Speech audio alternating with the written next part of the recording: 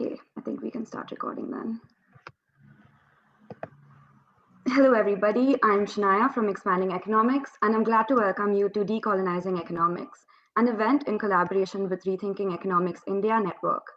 This event is supported by Young Scholars Initiative, with Decolonizing Our Bookshelves as our media partner. Before we begin with the panel discussion, I'll be doing a quick introduction of the event's organizers and our panelists for today. Expanding Economics is a student group based in McGill University and is an affiliate of the Global Rethinking Economics Network. Their goal is to promote pluralism in the economics curriculum, and they aim to achieve this primarily by presenting heterodox school of economic thought to the student body to foster discussion and create awareness through events, podcasts, and discussions. Decolonizing economics as an academic discipline requires that we are also attentive to the spaces on which we are having these conversations, the spaces in which the practice of academic economics takes place. We acknowledge that McGill University and the land it sits on is embedded in Quebec and Canada's colonial legacy as part of the traditional and unceded Kanyan-Kahaka territory. Today, we collaborate with Rethinking Economics India Network. They are the Indian chapter of Rethinking Economics and are operating as a nationwide ecosystem of stakeholders in the space of pluralist and heterodox economics. They are looking to interface with individuals, academia, and civil society organizations in order to encourage teaching, learning, and discussion for scaling collaborative efforts towards a better, more inclusive economics for India and contribute towards the global movement at large.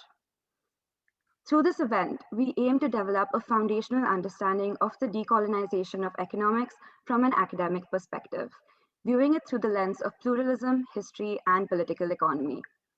First, we hope to create a dialogue about the role of extractivism in current social power structures and elaborate on the problems it creates. Then, we will discuss the impact of colonialism and the importance of decolonizing economics. And lastly, we bring a key example of how the exclusionary tendencies of modern economics impact society.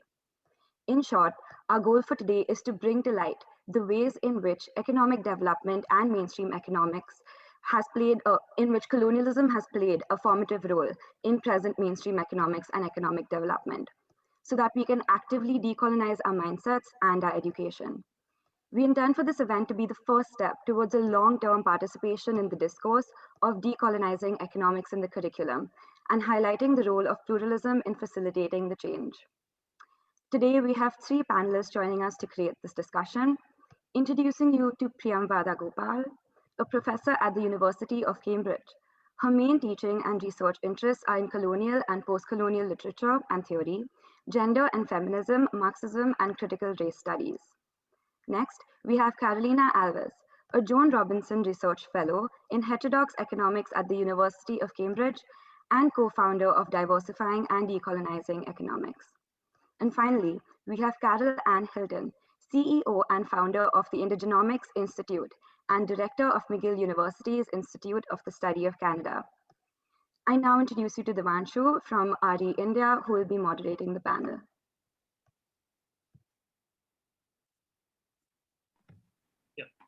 Thank you, Shania. So we'll start the session with some initial questions to each speaker. This will be followed by the public Q&A session where I will be asking questions posed by the attendees. So please add your questions to the Q&A section at the bottom of the screen throughout the session. Also, upvote questions that you want to be asked, which will make it easier for me to choose them. So without taking more time, I want to first put a question to Priyamvada.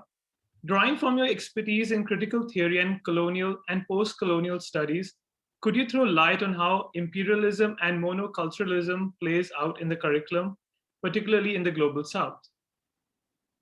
Thank you, and thanks to Rethinking Economics for having me on here today. I have to begin by stating the glaringly obvious. I'm not an economist. What I'm going to do today is talk about some general principles around intellectual decolonization in universities, of which curricular change is a part, but it's not the whole. Let me begin with a quotation from the writer Jamaica Kincaid in her famous polemic, A Small Place. This is a bit in the book where she's addressing her fellow Antiguans. and addressing what she sees as their inability to change their situation. And might not knowing why they are the way they are, why they do the things they do, why they live the way they live, why the things that happened to them happened, lead these people to a different relationship with the world, a more demanding relationship, a relationship in which they are not victims all the time of every bad idea that flits across the mind of the world. She then goes on to say that developing this more informed relationship to history would demand a careful weighing, careful consideration, careful judging, careful questioning. In other words, a more demanding relationship with the world itself.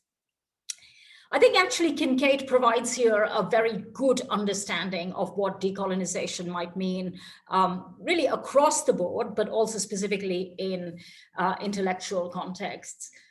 My experience of decolonizing the curriculum or decolonizing universities is very much of the Western universities, specifically the British university. And one of the questions I've had to ask myself is, what does it mean to try to decolonize the metropolitan university, and the full awareness that these are institutions that have benefited historically from the flow of resources and profits, not only to the metropole, but also allied advantages. Universities in the West are able to, or were able to, accumulate archives, specimens, objects, information. All of these things afforded to them, even now, by the power of colonial knowledge gathering. But equally, it is precisely this well-documented relationship between the institutions of knowledge production in Europe and Europe's colonial endeavors that makes the question of decolonization vital to the university. And I would say that, very broadly speaking, any institution that's in the business of gathering, producing, and disseminating knowledge is called upon to take on the, sorry, hang on a second. To take on the question of how it has constituted itself, as well as the materials and methodologies that it works with. The other thing is that Western universities, but not just Western universities, can undertake to lead the increasingly public-facing task of historical self-understanding in the constituent societies and polities of the West. So we know, for instance, in the European context, that Europe as a formation itself comes about as the consequence of the colonial endeavor. So asking questions about how Europe came to be, how it's constituted itself, is intimately related to the project of colonialism. So one thing to say is, how could colonialism not explain Europe to itself, and equally, how can colonialism not explain much of the world to the world? The other element of decolonization in the intellectual or university context is really about undoing mythologies. And I found the work of C.L.R. James very useful here. One of the points that C.L.R. James makes in his work is that cultures that are enmeshed in mythologies are damaging, not just in terms of their relationship to other cultures, but also their sense of themselves. One thing he pointed to was that if cultures, and he was talking specifically about Britain here, if cultures see themselves as givers and teachers, and sees other cultures as takers and pupils, then that becomes very damaging for relationships between cultures and countries. So the other aspect of decolonization that I think is useful is a consideration of metropolitan debt, material and cultural debt. And that instantly troubles the idea that the West is a giver while the global South is a taker. Obviously, decolonization in the former metropole necessarily entails a full reckoning with the economics of empire, showing how specific institutions, including universities, have benefited from labor, profits, and commodities from the colonized world, formerly colonized world. The other task for intellectual decolonization is to take cognizance of the damage done to the cultural, intellectual, and epistemological resources of colonized regions through the imperial enterprise, right? So decolonization in this definition is a fundamentally reparative act. It repairs the institution, but it also repairs fields of inquiry. As several scholars have noted, it entails re-examining the very definition of knowledge itself, including what we come to know and how we come to know it. As the late critic and scholar translator A.K. Ramanujan says, it is of course a rare culture, whether European or non-European, that develops knowledge in a vacuum, independent of influence and engagement with others. So my own view of decolonization in relation to intellectual and epistemological resources is not really one of alternative epistemologies or alternative traditions, but really, rather than delinking histories and cultures, our task is to identify engagements and influences, in a sense to undertake a kind of intellectual audit, for instance, of what is often presented as European or Western knowledge, to actually assess multiple lines of influence or appropriation. As I said, this is quite different from an argument for simply pluralizing knowledge. I think that decolonization is not just a matter of setting multiple knowledges in a row, but putting knowledge traditions in dialogue. As Frantz Fanon noted, colonialism is structurally what he calls separatist and regionalist. It reinforces borders. Decolonization in academic terms, it seems to me, involves undoing intellectual borders, just as much as the task of undoing political borders is part of the wider project of decolonization. I think very important to say that decolonization in universities, including but not only in the West, remains a difficult but nonetheless modest endeavor, especially absent more far-reaching changes in society and economy. Decolonization is not a panacea. It is certainly not a substitute for material reparations, whether those be for land or slavery. And it's certainly not an outlet for what is often disparagingly referred to as post-colonial guilt. Decolonization is not a soothing process. And I think the most important thing is that it can always only be processed. You can't just tinker with the curriculum and say, well, now we're done decolonizing.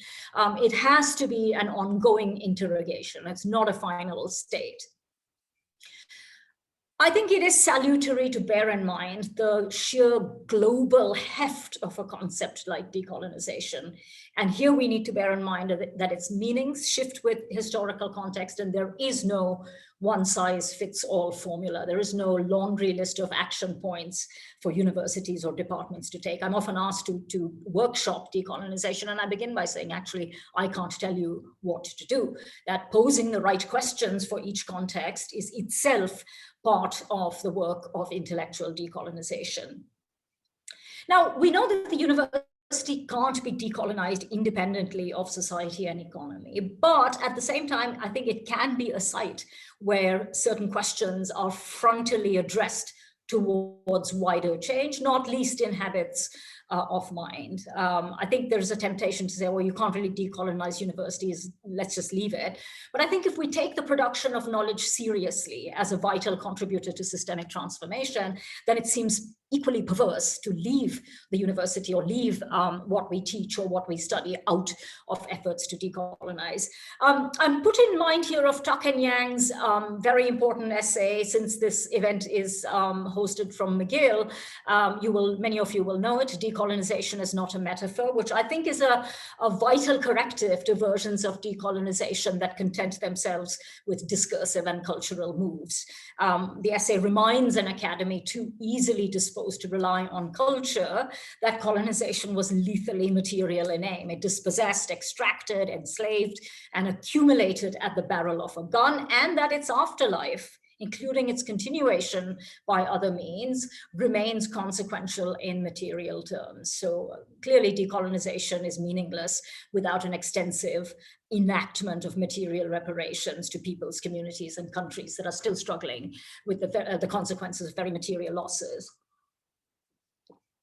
That said, I think where I slightly depart from Tuck and Yang is in the complete separation of struggles for social justice from decolonization. I think that struggles for social justice can't be conflated with decolonization, but it does not make them incommensurable with decolonization, and they can in fact be part of a wider project of decolonization. The thing that I will put on the table is this, and this is what I've been working on recently, which is to say that a serious engagement with decolonization today requires us to think through the resources of anti-colonialism, which is, I think, a term that's kind of dropped out of the debate. I think that, anti-colonialism is the conceptual and historical source of projects of decolonization. If we understand colonialism broadly to be a project of expansionist racialized capitalism, that's my definition, expansionist racialized capitalism, then anti-colonialism emerges as the different kinds of resistance to this project. Again, the forms such resistance took, anti-colonial resistance took, varied according to historical agencies.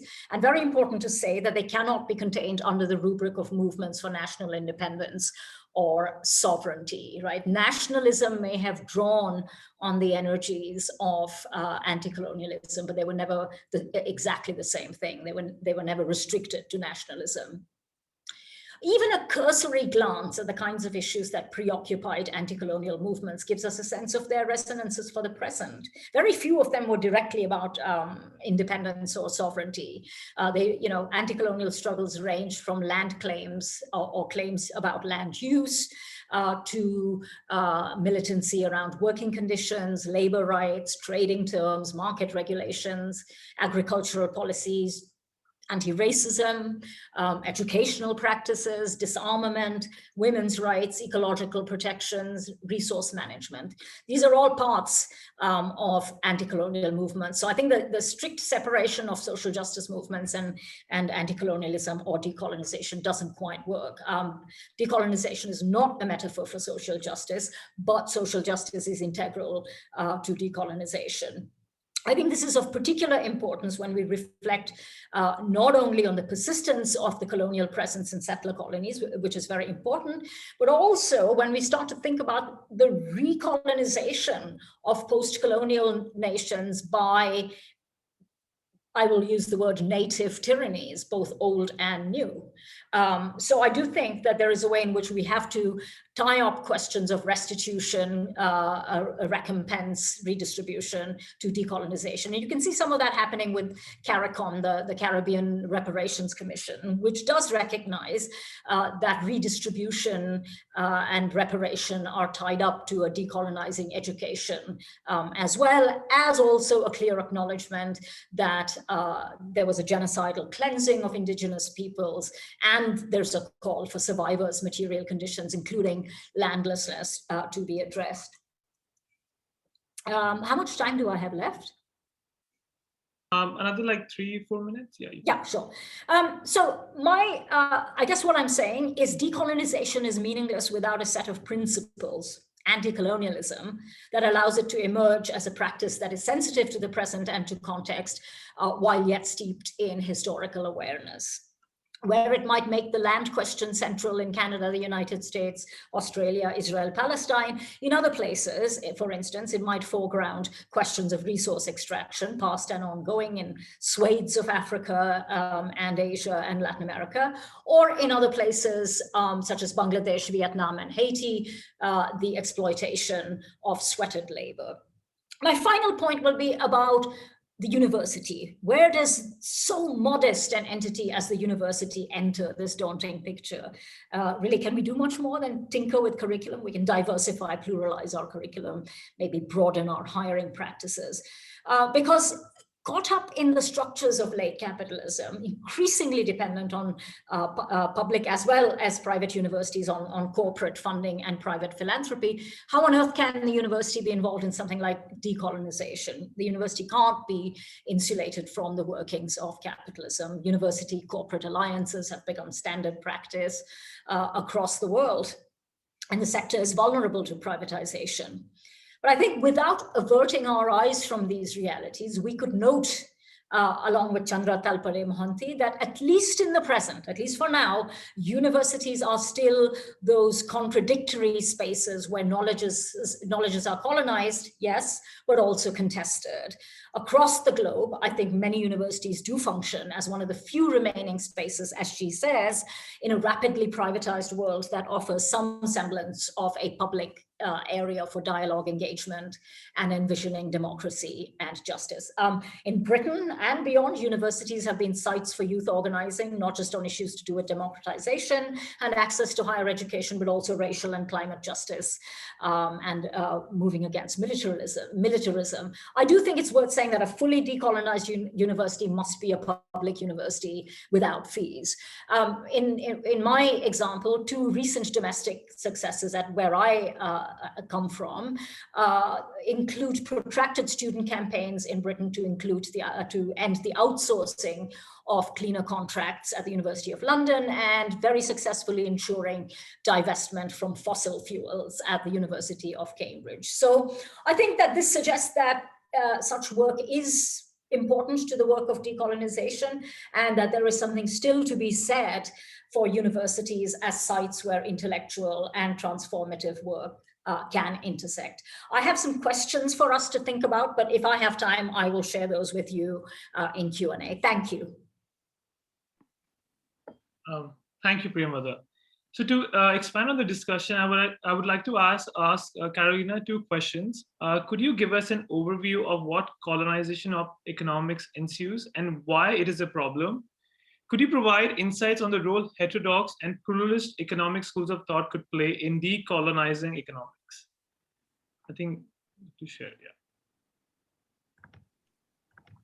yeah. Okay, thank you. I have some slides to share, but before, let me just say, thank you very much for this event. Thinking, expanding economics, rethinking economics in India. This is a very important event for our field. And also, thank you for having me here. I think this is a great panel. So yes, I will try to address these two questions. And I am trying to do that, actually, trying to make the case that we do need to decolonize in economics more than anything else, trying to explain why, and why the heterodox perspective can be a helpful tool to do that. And then, really focus on perhaps the steps we can go through in order to do that. But before I start, perhaps I'm just start sharing my screen. Can you guys see my slides? See okay? Yeah. Oops. Here we go. So I just would like to mention a little bit the initiative I helped to co-found it around 2 years ago, which is about diversifying, decolonizing economics. And of course, a lot of the ideas I'm discussing here today, it has to do with this initiative, is academic kind of activism that we're trying to do. And we're trying to go beyond this discussion of identity, representation, and also bring in the idea of why you need different perspectives in economics and why we need to move or to understand the Eurocentric nature of the discipline. So yes, a lot of my discussion here is about what I've been discussing in this initiative. Also, I've been writing a book with 3 other fantastic scholars, and is about decolonizing economics. So obviously, a lot of what's discussing today is also about what I've been discussing with these 3 other authors. So, okay, so I think Priyamvada said a lot of what I wanted to say about why, what is this decolonization point, why we need to be talking about that. So I think I can probably skip a lot of what I had prepared, which is good. But I think there's a point here, which is since I started working with decolonization and economics, we've been facing a lot of resistance and sometimes hostility towards the term itself before even trying to understand what actually we meant by it. So we keep losing people in a way before having a proper discussion about decolonization. And I think this is ashamed.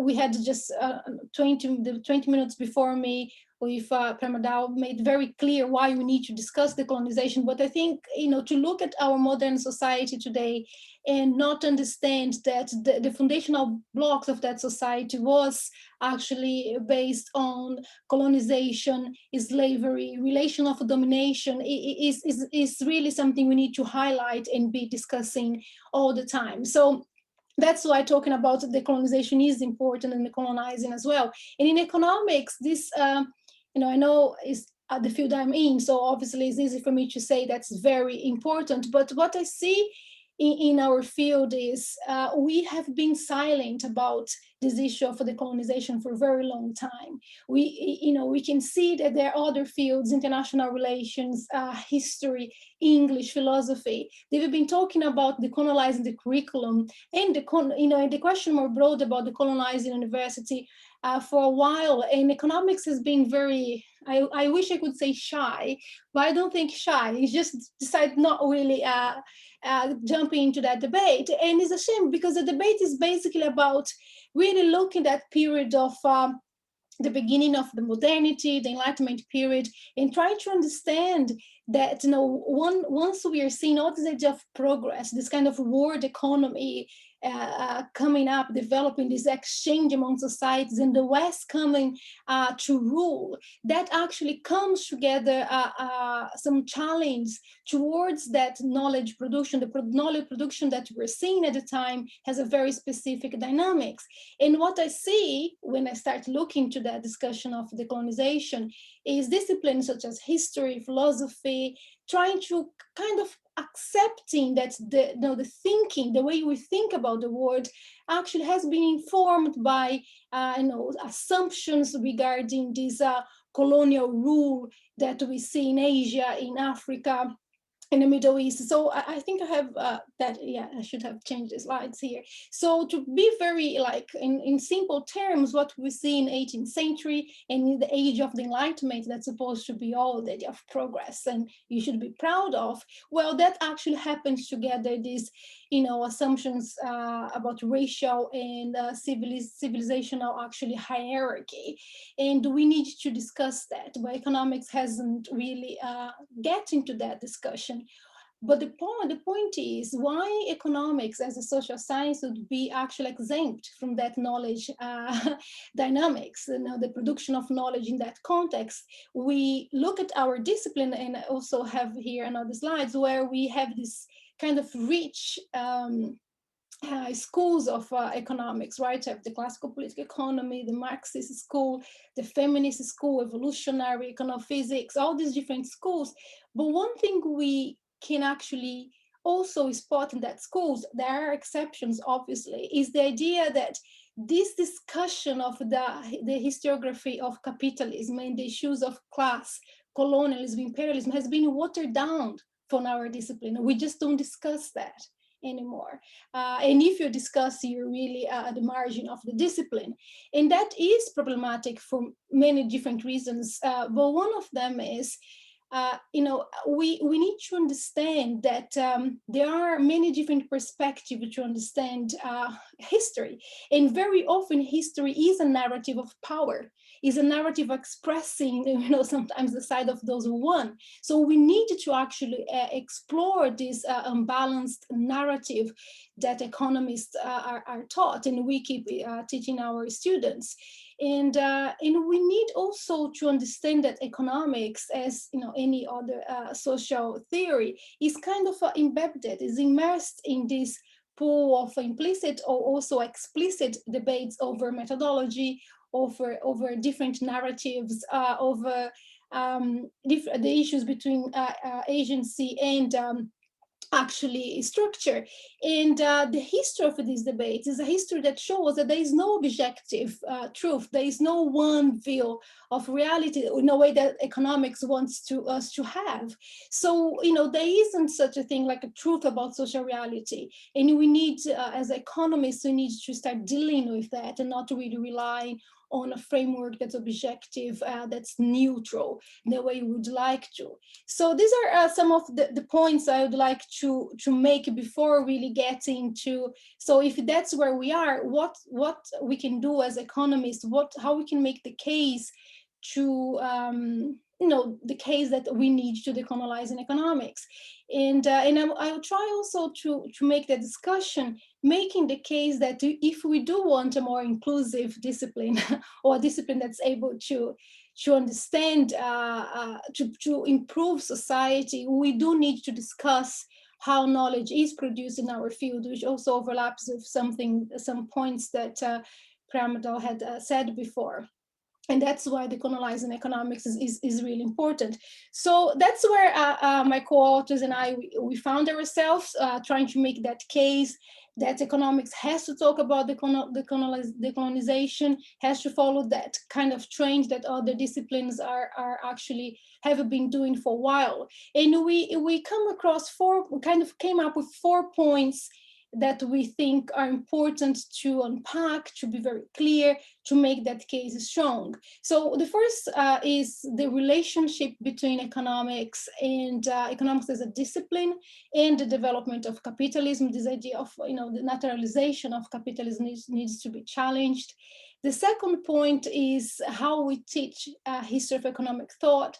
Is a teaching that actually is very Eurocentric. So we need to understand what that's the case. We need to look at what happened to the discipline in the last century regarding how the discipline became very monolithic, and again, and how this turn towards a very narrow way to do economics is also relates to this Eurocentrism. And finally, once these 3 points are clear, to kind of emphasize the question of how the way then economics is with this Eurocentric nature, how then this bias persists through different ways. So obviously we don't have really time to go through all of these points, but I will spend a little bit of time talking about the first point, which actually really set the foundation for the other 3 points. And then I can just talk a little bit about the other 3. So this first point is really important, the relationship between economics and the development of capitalism, which is related to this historiography of capitalism that we don't teach our students. So our discipline was actually born, with a very distinctive remark, which is the first political economists, the classical political economists, they are trying to understand these historical processes behind capitalism economic development. So what do we have here? We have a conflation of technological development, labor productivity, progress, with in one side and the other side, you have all these capitalism imperatives of competition, accumulation, and profits. So all these come together, but that's not only the problem. The problem is that comes together as if we, as human beings, the tendency we are having in terms of progress is to end up with capitalism. So that's this naturalization. This is where we associate the human nature with exchange, with self-interest. And why we need to discuss that, why that's important, because when we're discussing history of capitalism in that way, or sometimes don't even discuss the history of capitalism anyway, we actually we don't contextualize that is a very specific way to understand, is a specific mode of production. We can't really just deal with this naturalization and the discipline if we have this official discipline with that was born with Adam Smith and physiocracy. What we have there is a very specific political historical context, and that matters for us because this historical context is a historical context based on this worldview of colony, of empire, this context of racial and civilizational hierarchy. And we need to know about that if we want to investigate the consequences of that for economic theories that up to now we are still relying on some of the concepts developed at that time. And here I like to bring the example of Jevons and also Marshall that are theorizing at this time of empire and colony, and they are going to put forward all this theory of free trade. Some of these aspects here we still teaching our students, and although these two authors, it's very interesting because they are trying to make the case of a discipline that is scientific. They are pushing the discipline toward this formalization, right? This kind of neutrality. But at the same time, they are embedded in this kind of a colonial imaginary, as some authors argue, where they have this view of the world with different races and of course, the superiority of one race over the other. So this is a telling example because the backbone of neoclassical economics, which is still kind of influence our theories today, had that in the background, and you need to go back and understand the consequences of having a theory that was kind of born in that context.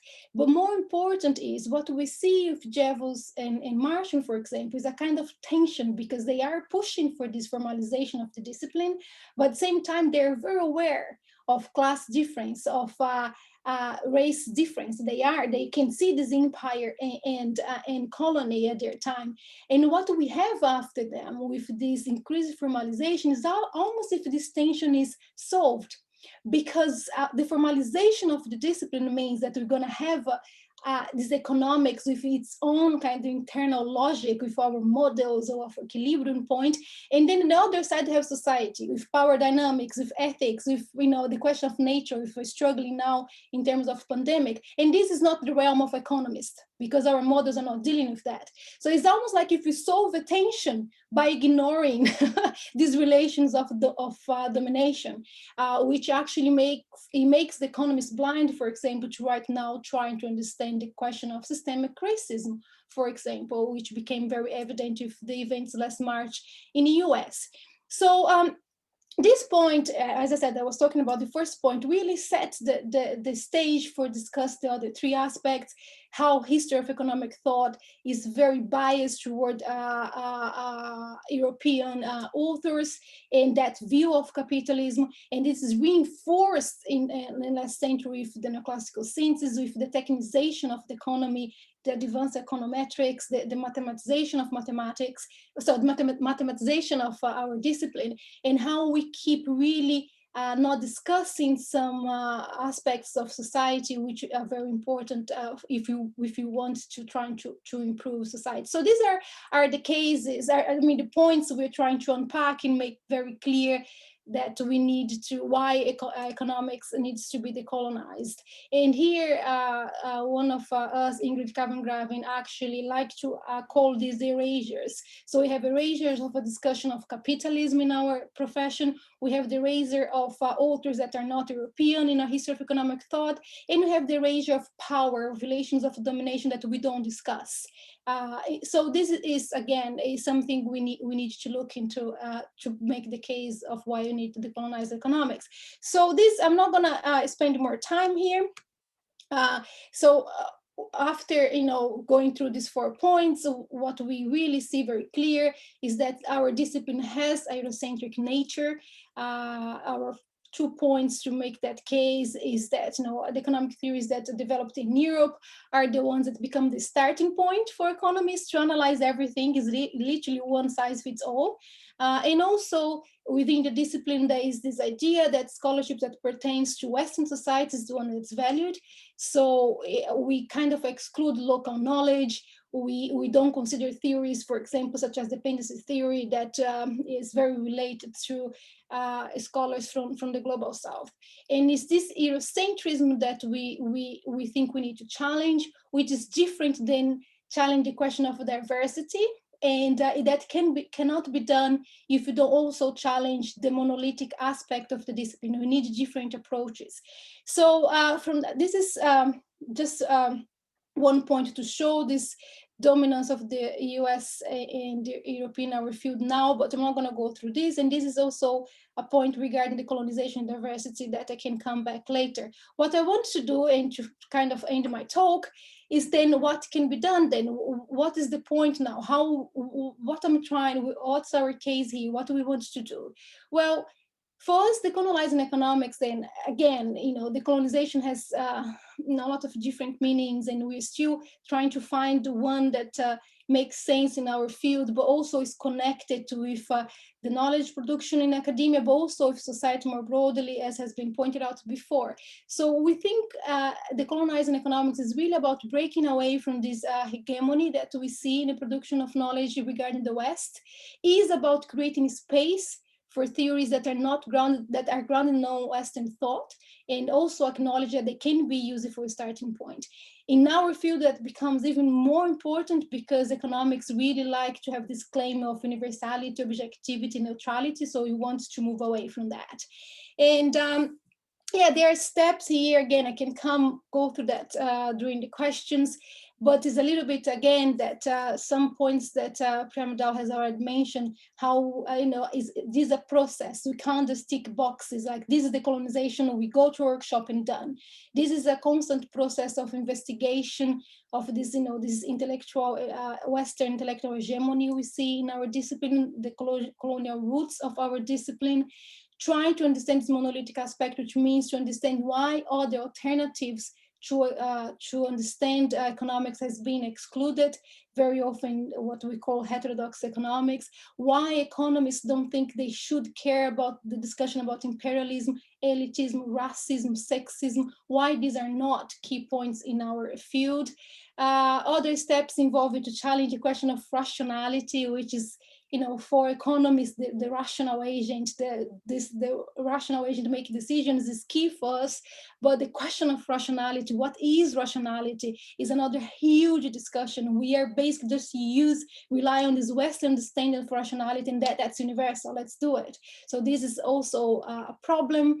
We really want to make the case that we have different views of economic phenomena, different interpretation. This is not about being ideological, is now not about being subjective, is having to consider different cultures, different to understand these cultures, different methods to study that. And the final point, which again is gonna echo a little bit what Priyamvada has said before, which is, for us, if you really push to the extreme this discussion of the colonization of economics, you're going to have to talk about the racial basis of capitalism.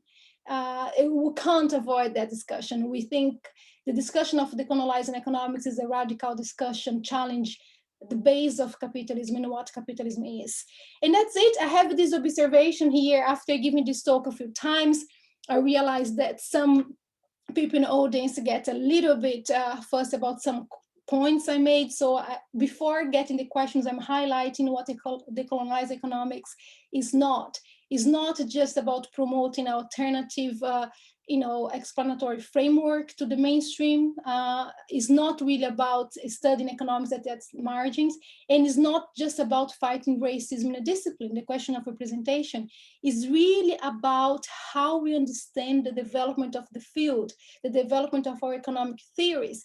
Is to understand why we have this idea of universality, of objectivity, this goal to be a science when we are actually a social science. And then trying to understand that, to understand who gets to define what we are studying, who gets to define what is economics, and then trying to break this intellectual hierarchy that we see in our discipline. So that's it. Thank you very much. Yeah, thank you. Thank you, Carolina, for the insights and sharing some clarity. And finally, I would like to ask Carol, so the Indigenomics Institute works towards overcoming economic barriers and challenges faced by the indigenous communities. Could you tell us about the challenges faced by the indigenous communities in integrating with modern economies and how these challenges can be overcome? Absolutely, thank you. Good morning, everyone. Uklasish, Caroline Hilton, Heshkwak, Supsish, Uklas, Wakatushko, Atsaamti. I acknowledge the place of influence of being a Heshkoyet woman and a descendant from that in introducing the concept of indigenomics today, what is important is centering our experience across time and recognizing that as significant in Indigenous reality. My work in developing the concept of indigenomics is to build from a new truth, to be able to understand the truths of which have happened to us and the ability to design from that. My work is built from the truth of the experience of hundreds of years of devaluing of Indigenous economic and spiritual and cultural knowledge. The experience of devaluing as one process and the experience of the uptake of Western economics has placed squarely in the disruption of Indigenous reality and ways of being and knowing. My work at the Indigenomics Institute has been facilitating this concept here in Canada of the truths and the experience of the disinvitation of Indigenous peoples from the economic table of this country. If we use the concept of the economic table as a metaphor in all of its structures, Canada here itself was built through the lens of the Indian problem. The segregation, the system design of the uptake of the legal framework of Canada itself is entirely built on the lens of that Indian problem, that the Indians were to be managed and to be controlled.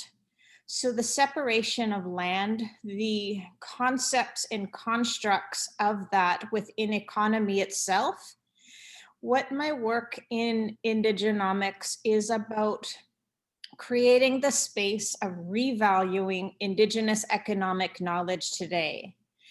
The concept of Indigenous ways of being and knowing is really the economy behind the economy as we know it. The concepts of relationality, reciprocity, and human values and teachings are essentially the space that Indigenous leadership is creating today and centering in our reality and experience of economics and the future that we want. Indigenomics is essentially a conscious claim to and creation of space for the advancement of today and our future Indigenous economy. So the concept of our advancement of that and our leadership in this time, I call on the work of the United Nations Declaration on the Rights of Indigenous Peoples, which speaks to the right to an economy. Here in Canada, I position that essentially the Indigenous peoples here are the only ones who have had to fight for the right to an economy. There is no other population within this country who have had to express what our rights were across time, what our rights are today, and how we create that economic and legal space today and in our future. I refer to a concept of my own descent, the Nuu-chah-nulth people, who had to take our federal government to court because we said we had lost all access to our Indigenous economy. We are naturally ocean people, so it is said that when the tide goes out, the table is set. So with that realization that our economy is directly connected to the ocean, the structures and regulations that disallowed our ability to have a functioning economy was further tested in the courtroom when it was said that our people do not have a modern right to do a transaction of fish for money. So here in Canada, we cannot have it both ways. We cannot keep measuring the socioeconomic gap and establish the language that the Indigenous population is falling behind, that the metrics and systems of describing our economic state of poverty or economic displacement. So what our people tested in court was that we do have the right to modern commerce and the function of the ability to sell fish. We won that court case essentially because the Spanish crown, upon funding or sponsoring the expeditions to our territories upon first contact, what they described in their diaries essentially as evidence that was inserted into the court was our people came and brought canoe loads of fish to those original contact. Our people described that as an economic function, and Canada said, no, our people were very generous, and that did not describe a means to be able to exchange money for fish today. Why I refer to this is that the function of commerce itself, our ability as Indigenous people to have to fight for the right to modern exchange, I call that colonial shenanigans. We have close to 300 cases of Indigenous reality testing in courts the legal and economic relationship with our Indigenous reality today in Canada.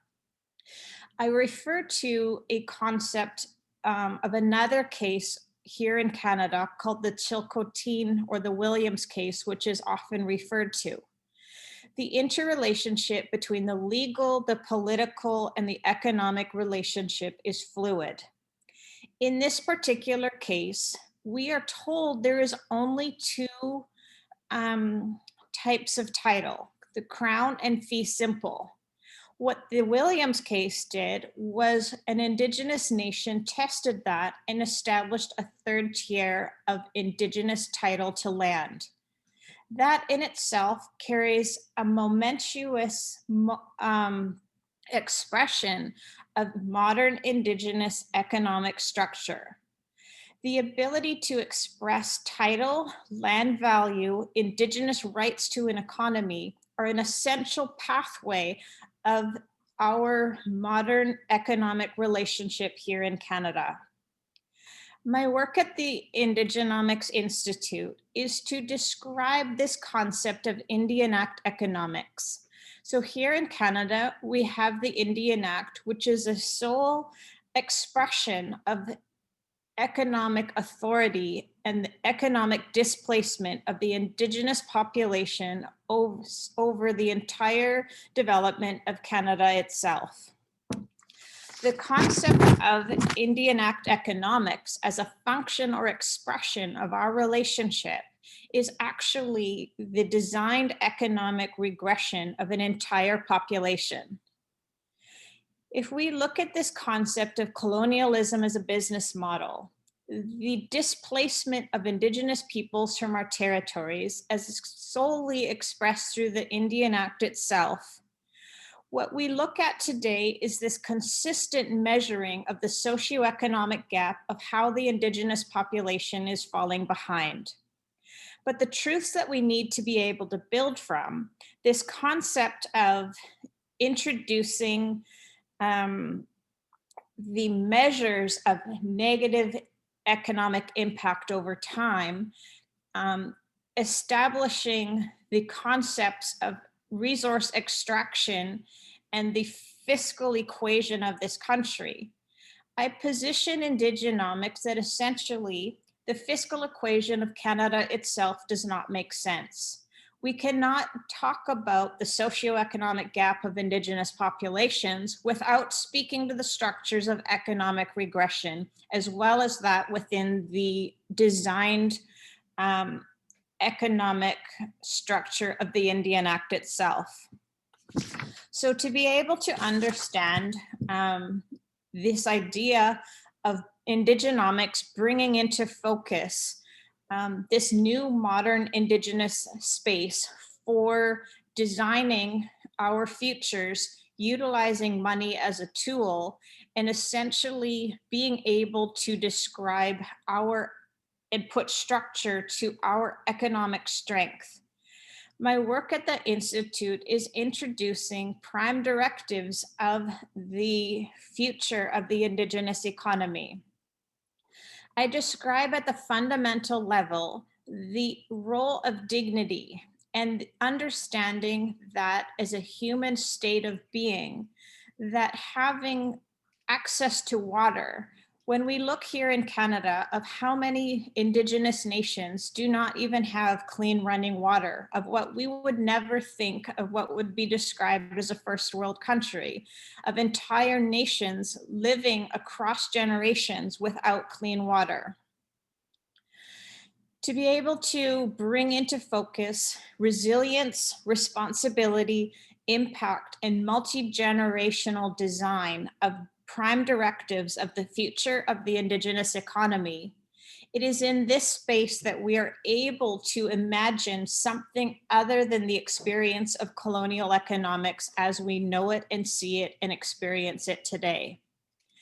To be able to understand the historical significance of which the lens we are influenced by in everything that we believe to be true, Indigenomics captures the leadership of the Indigenous worldview and connects that to the essential response of Indigenous economic inclusion as answers to global questions of climate change, sustainability, and the essence of humanity and our future itself.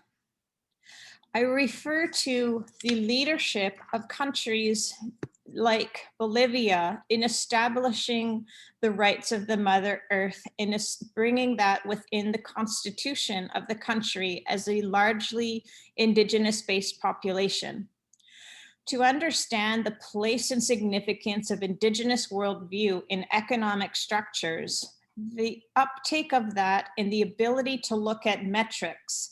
My work at the Indigenomics Institute is essentially looking at designed by us while acknowledging what happened to us as Indigenous people. So in being able to understand as well that the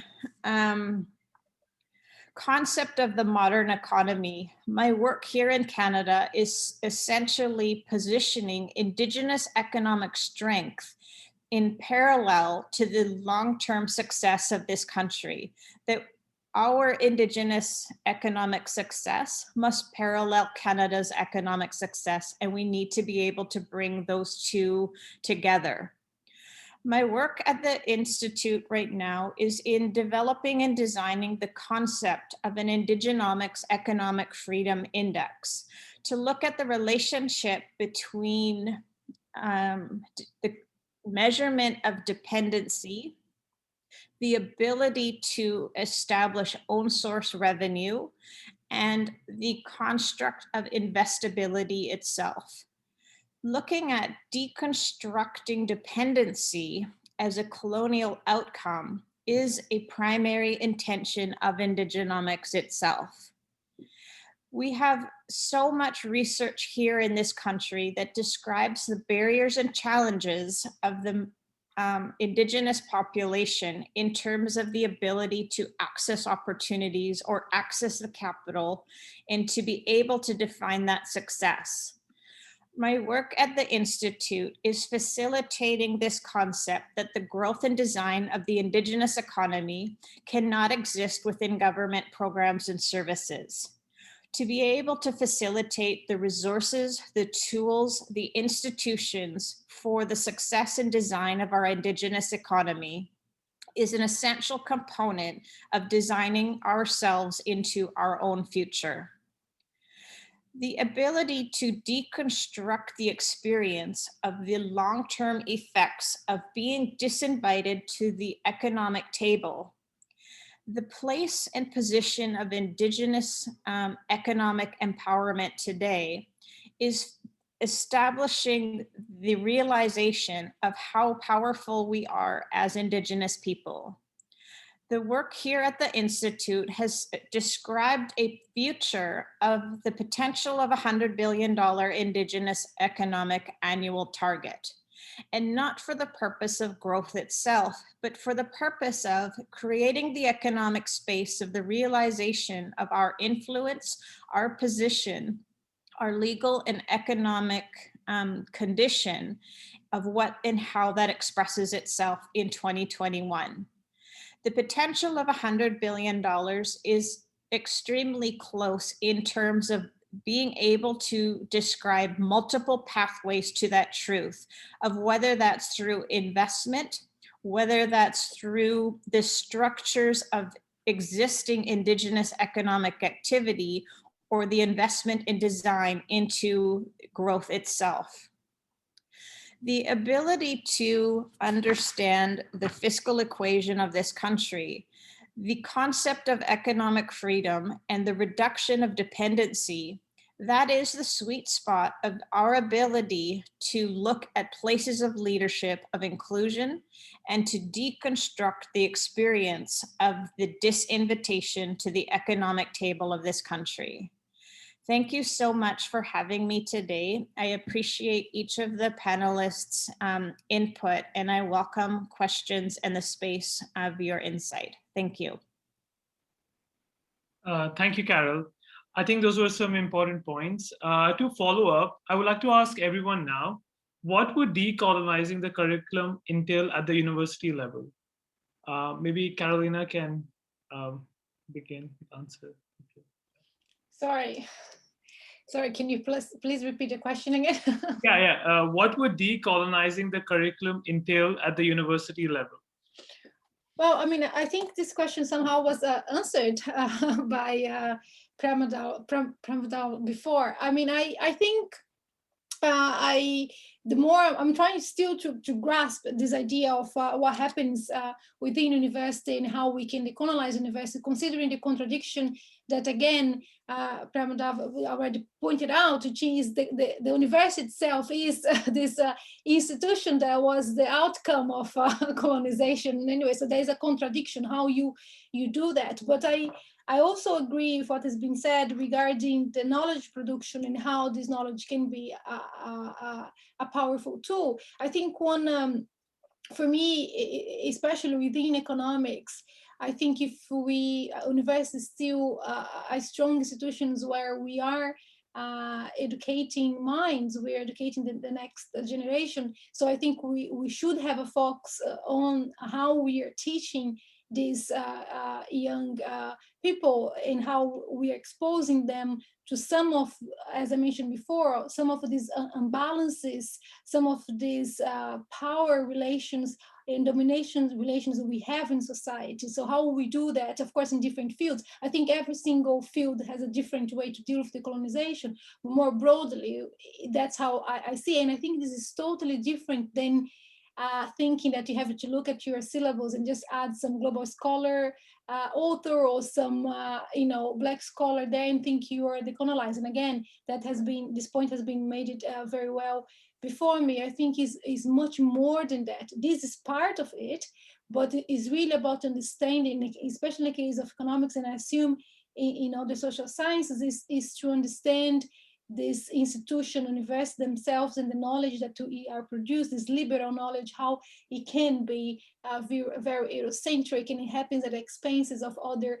perspectives. And so I think we is an exercise to look into this curriculum, to look into the institution itself, considering the limitations of that institutions, which I'm sure again has been the point has been made before me. So yeah, and for economics in our case, is really a challenge of making the discipline more pluralistic.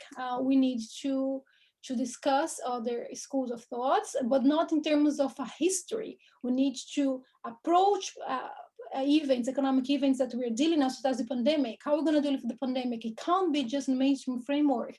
There's ecological economics, feminist economics, there's complexity. We have to put all this together and provide that to our students. But yeah, I'm curious to see what others will say. Priyamvada, would you like to add anything else? I think I mostly said what I have to say. I mean, I think one thing I would say is this, that it does involve in most disciplines that we are familiar with now in the university, particularly the Western University, but also elsewhere, thinking about how disciplines have been constituted and how knowledge is tied up with the structures of colonialism, and colonialism in its interactions with other structures of domination. So not just colonialism, but colonialism collaborating with other, say, patriarchies or feudal structures, and how those processes of rule, domination, hegemony, power have shaped disciplines as we know them. I think one thing we do have to do is to identify and undo the ways in which forms of knowledge have been undermined, marginalized, dismissed, erased, or appropriated. But I think we need to find a way to do that without segregating knowledges and segregating epistemological formations into a series of alternatives. And it also doesn't obviously involve the reverse crudity of rejecting everything with European provenance as tainted and unusable. Personally, I'm interested in flows and linkages between knowledge systems and texts. So, in my field, which is English, obviously we have to diversify and pluralize curricula, but that's not the same as decolonization. I think decolonization, like Edward Said put it in Culture and Imperialism, is about thinking of the very fundamental nature, shaping nature of the colonial enterprise in making disciplines and universities. Just to follow up on that, so what will be the impact on the ground of decolonizing economics in education? Carol, anyone else who has any ideas on that? Yeah, that'd be great. For sure, thank you. I think that bringing core concepts into visibility, such as the influence of the doctrine of discovery. There is never a course that really truly brings the economic impact of that as a colonial tool, or what I call colonial shenanigans, to be able to understand its actual impact across time and the assumptions with which we operate and of which economics itself operates.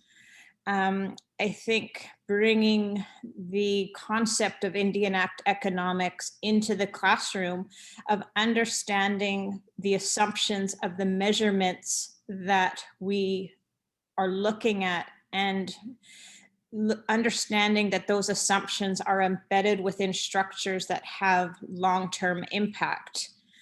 I'm currently working on a public paper of describing colonialism as a business model and the function of money in our ability to understand impact over time, and to understand how we can look at structuring money as a tool in a colonial structure, but our ability to utilize that in new ways that shape meaning and experience.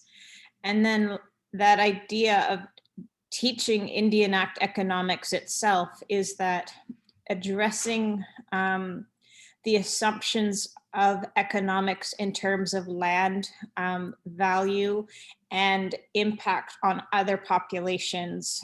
And I like this idea of the ability to measure economic regression also as an antithesis of economic progress. So looking at those long-term impacts as a largely resource-based economy, or the evolution of that resource-based economy here in Canada. Thank you. Thank you. Carolina, any thoughts on that? I think I want to follow up on this resource aspect, which is the extractivist aspect as well. And just to reinforce perhaps the point I wasn't clear enough, I didn't highlight enough, which is the need to, with this decolonization of the curriculum, the university, to contextualize again the history of capitalism and how we organize production, in how certain countries around the world the places these countries they have in this international division of labor, and then the relationships that actually follow from these positions these countries they have. The question of the natural resources nowadays, for example, if we keep discussing a green agenda, or how we're going to have sustainable development, but the reality is countries in the global south, countries such as Brazil, which is where a country I'm studying very closely, we still have a very productive structure that's very much extractivist and with destructive tendencies. So there's no point to talk about a green agenda there, or if you don't discuss the consumption, the way we organize consumption and production, and the way we deal with nature and this extraction of natural resources. So I think this is definitely an important point to be an agenda for economists in a more direct way, but also as again, Priyamvada make that point before, how we make this link between society and what's happening in university and bring these discussions together. Yeah. Thank you. Thank you all for giving your insights on the topic. Now we'll take the questions from the audience. We have a lot of questions. I think I'll start with the first one, which is, I think, quite relevant to all the students. So the anonymous attendee asked, a lot of bachelor's economic courses set up to slowly divorce the social aspects of economics and just thrust us head first into financial aspect of the discipline. Any attempt to see conversations or allies within these spaces are shut down. Even professors tend to favor capitalistic POVs, which often look over marginalized students. What can students do to seek a more holistic perspective within these constraints? A deeply dissatisfied economics undergrad. Thank you. Priyamvada, do you want to? I'm not in a position to, I'm not an economist. I mean, I think that the question in a sense answers itself, that if you put disciplines into silos and you separate them and you don't make linkages and you don't put disciplines in dialogue with other disciplines, you atrophy. That is true of systems of knowledge, and it's true of disciplines in universities. In that sense, even though it's a buzzword, interdisciplinarity, engagement with other kinds of thinking, and heterodoxy, as Carolina would put it, I assume heterodox economics. You need heterodoxy. Without heterodoxy, disciplines and discussions die. Carolina, any thoughts on that? Being a professor in economics, any? I think the value add of the experience of that limitation is other disciplines. So that's where that freedom is going to come from. So seeing the limitations of that experience in an undergrad context. My work at the Institute, this past year, I had a core theme, which was money, meaning, and metrics, and understanding that as shaping our Indigenous economic future. The place of understanding or unpacking what is being measured, those I referred to that previously, of the assumptions, and really whether you build that into your current classroom narrative, but being aware of those assumptions in the learning trajectory is an important, and even if it's not being taught, to be able to understand and think critically of the assumptions as they're being presented is a significant component to that learning experience. Thank you. Thank you. Carolina, any last points on that? Yeah. I think just 2 points. I think the BA in economics is, we can't really have some illusion of what it is. There is enough being said about the history of the economic thought, the development. We are in a situation right now where economics is very specific. It's about markets, about supply demands, about math, it's about finance. If you're gonna do your BA, that's what you're gonna get it. Okay, I think this is what is there. What we have to do is, if you are, like has been said, I'm deeply dissatisfied with economics as an undergrad. So you have to look, first of all, for spaces such as rethinking economics, expanding economics. You have to question your professors for a more diverse syllabus, but also for different approaches. It becomes what has been said before about the heterodoxy. And I think this is one point you can do as a student, is to question your professors, what has been taught to you, and if that's the only view. Especially, I think one thing that students of economics and economists, they don't do, which is done very well in feminist economics, in post-colonial discussion, I hope I'm not misinterpreting, is the question of positionality, to bring that to the table and discuss that. I think economists, they don't, because of this idea of neutrality, we don't do that. So as a student, I think you have to bring your positionality there, your background, and demand from your professors some take on this.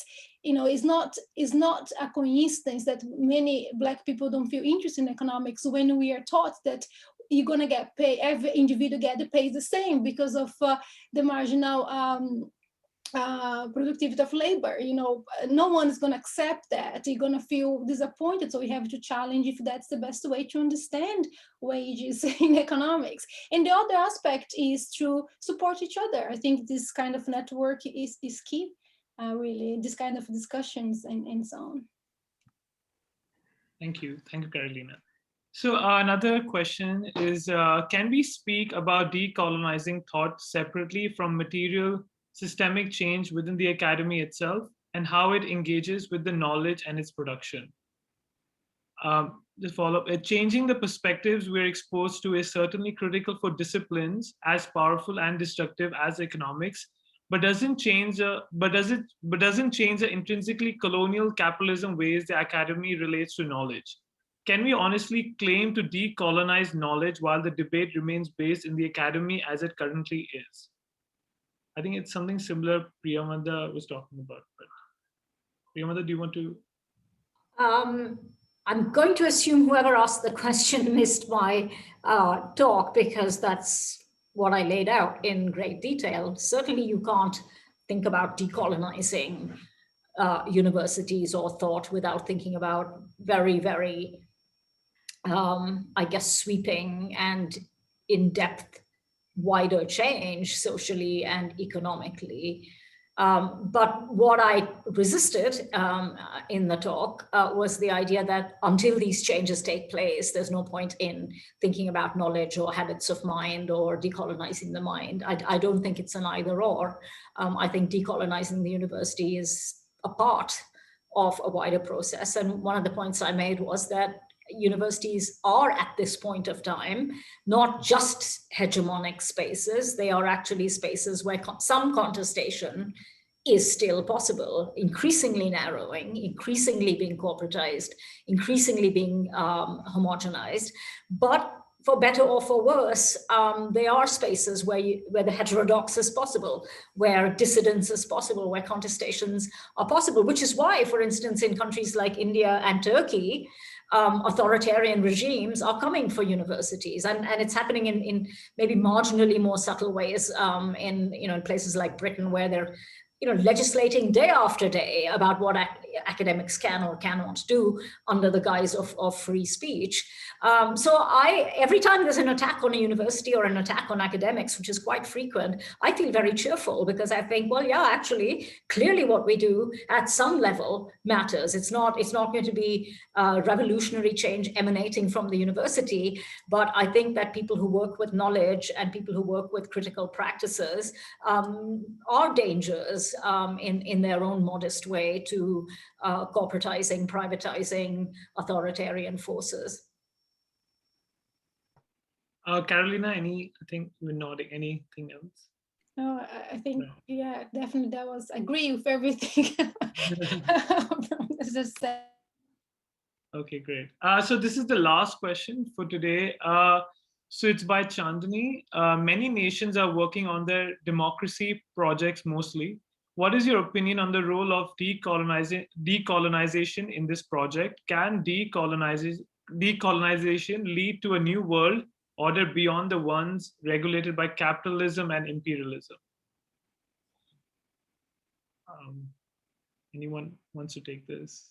I prefer to replace existing language, and if you put colonial shenanigans in that, it creates the space to name it what it is, to be able to deconstruct the assumptions built into the language. And when we refer to the ability to measure, to design, and to address this idea of economic strength, that is what is important to me in my work, is to stop, specifically in referring to the indigenous population, to refer to this idea of measuring strength or economic power.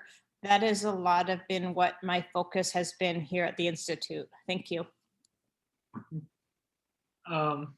Carolina, if you have any opinion on that. Yeah, I think I mentioned that at the end of my presentation, and it probably has to do as well with what a little bit of what I think is what Carol has just said regarding how we about language, but also how we acknowledge how we're organizing things and the business. I think sorry, Carol, you mentioned the colonial business model, right? If I'm right, and I think for me, the more the more I try to understand this decolonization aspect within economics and contextualize this with the theories we're teaching, the more I'm aware that there is a relationship between a certain view of society, this liberal economic thought, and capitalism, and how we teach our students.